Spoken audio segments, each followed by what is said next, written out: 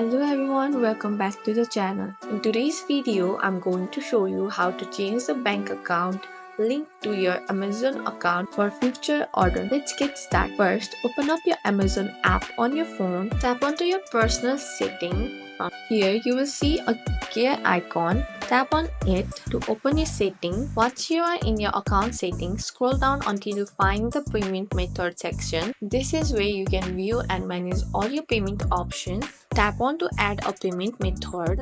From here, you can add your credit card or debit card option. I don't have a debit card or a credit card, so please do follow my voice instruction. Here you can either update the detail of your current bank account or add a completely new account, credit card or debit card.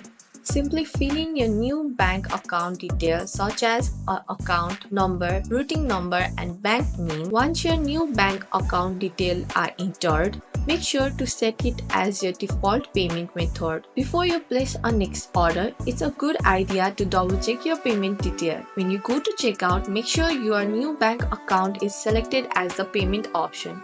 And that's it. You have successfully changed your bank account for Amazon order. I hope you found this video helpful. If you did, don't forget to like, subscribe and press the bell icon for more updates. Thanks for watching and I'll see you in the next video.